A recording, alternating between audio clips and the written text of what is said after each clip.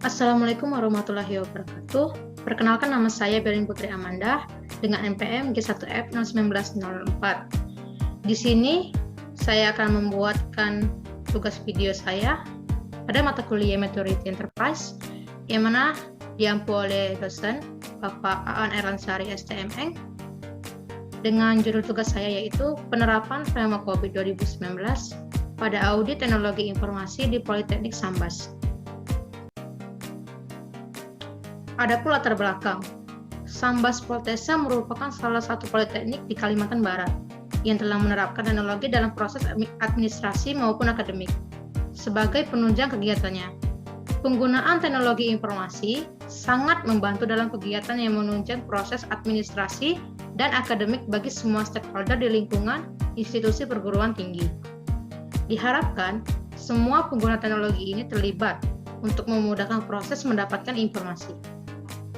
Suatu layanan IT hanya dapat bekerja secara optimal jika mempunyai infrastruktur yang handal. Infrastruktur IT perlu didukung oleh sistem evaluasi, di mana evaluasi hal tersebut dibutuhkan untuk menilai dan mempertimbangkan apakah proses kerja yang telah dilaksanakan telah layak atau perlu dilakukan pembenahan selanjutnya. Tata kelola IT yang baik harus dapat diaudit. Audit bertujuan untuk mengevaluasi infrastruktur IT, sehingga dapat digunakan sebagai dasar untuk memperbaiki kesalahan maupun penyimpangan yang terjadi. Dalam implementasi, hasil evaluasi dari audit dipergunakan sebagai alat untuk menilai maturitas suatu organisasi. Audit yang dilakukan pada Poltesa ini menggunakan framework COVID 2019.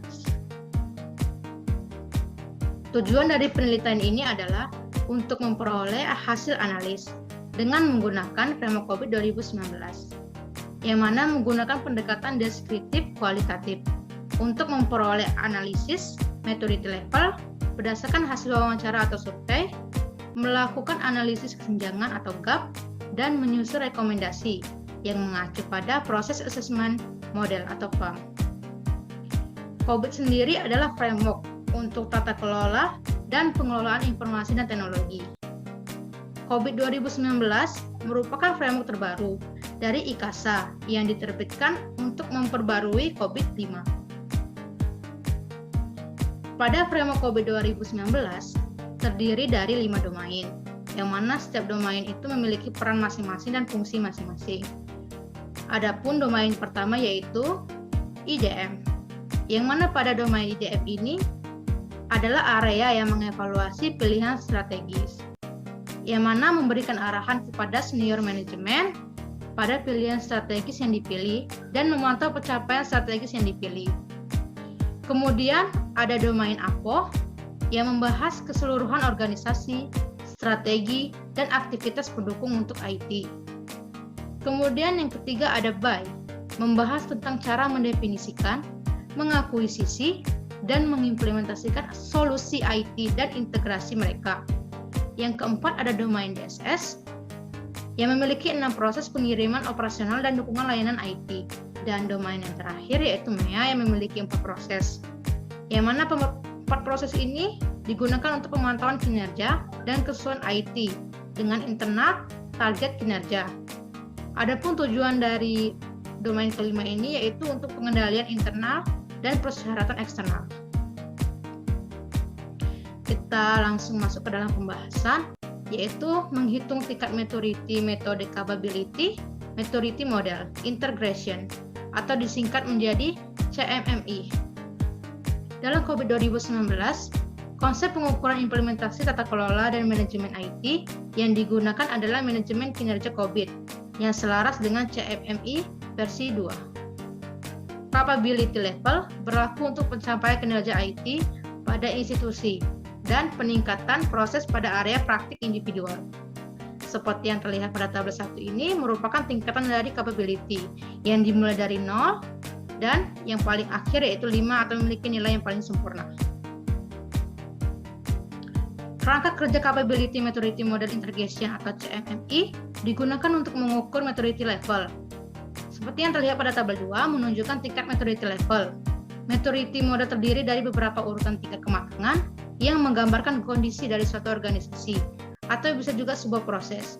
Seperti yang kita lihat pada tabel 2 ini, bagaimana setiap levelnya itu memiliki penjelasan tersendiri dan memiliki nilai tersendiri, yang mana nilai yang paling kecil yaitu 1 dengan penjelasan menjalankan aktivitas IT secara ad hoc dan reaktif.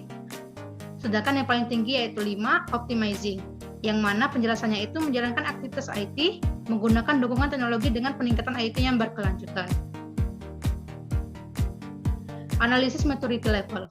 Setelah melakukan survei dan melakukan perhitungan pada masing-masing proses pada domain PO, tingkatan rata-rata maturity level pada domain DSS 001 sampai DSS 0102 yang telah dicapai oleh Protesa seperti pada tabel 3 di samping. Yang memiliki nilai rata-rata, yang pertama DSS 0101, nilai rata-rata 2,45 dari nilai maksimal 5. DSS 0102 dengan nilai rata-rata 3,50, nilai maksimal 5. DSS 0103 dengan nilai rata-rata 3 dan dari nilai maksimal 5. DSS 0104 nilai rata-rata itu 3,50 dengan nilai maksimal yang diinginkan yaitu 5. DSS 0105 dengan nilai rata-rata 4, sedangkan nilai maksimal yaitu 5. DSS 0106 nilai rata-rata yaitu 2 dengan dari nilai maksimal 5. Dan DSS 0107 dengan nilai rata-rata 4 dari nilai maksimal 5, sehingga didapati rata-ratanya yaitu 3,21 dari nilai maksimal 5. Hasil pengolahan data perhitungan maturity level menunjukkan rata-rata yang telah didapat Voltesa adalah 3,21 pada level 3 yaitu define process. Proses ini didasari pada proses pengembangan produk yang telah diintegrasikan di mana produk baru didokumentasikan pada proses standar pada level ini. Analisis kesenjangan gap atau gap analysis. Analisis kesenjangan diawali dengan melakukan pengukuran maturity level pada setiap domain terhadap tata kelola IT pada Protesa. Selanjutnya, dilakukan analisis gap maturity level saat penelitian dilakukan dengan maturity level yang diharapkan. Gap antara target maturity level dengan nilai maturity level saat penelitian ini dilakukan dapat dilihat pada tabel 4. Seperti yang terlihat pada tabel 4 ini, dengan menggunakan domain DSS 0101 didapati indeks maturity level saat ini yaitu 2. Indeks maturity level yang diharapkan yaitu 3. Jadi, didapati nilai gapnya 1. Begitu juga dengan domain seterusnya, hingga sampai domain DSS 0107, yang mana nilai indeksnya memiliki nilai 4. Dan nilai indeks level yang diharapkan yaitu 4, sehingga nilai gapnya tidak ada atau 0. Jadi didapati nilai maturity level seluruh proses pada domain berada pada batasan nilai 2 sampai dengan 4. Dari analisis tersebut dapat disimpulkan bahwa segala kegiatan mulai dari pengadaan, pemeliharaan sampai dengan pengawasan dilakukan sesuai dengan kebutuhan tanpa dilakukan perencanaan. Gap antara maturity level saat penelitian ini dilakukan dengan maturity level yang diharapkan tidak terlalu besar yaitu sebesar 1. Penentuan gap tersebut berdasarkan analisis kebutuhan pada Voltesa. Sehingga dari analisis gap dan capability itu didapati rekomendasi. Dari hasil analisis kesenjangan yang telah dilakukan, hal-hal yang direkomendasikan untuk mengatasi gap dari capability level diantaranya adalah yang pertama, semua sistem informasi yang ada di Protesa harus disediakan sesuai dengan SOP. Yang kedua, mengevaluasi dan mengontrol proses kinerja pada sistem informasi Protesa. Yang ketiga, menetapkan tugas dan penanggung jawab. Yang keempat, serta selalu mendokumentasikan semua proses dari sistem informasi.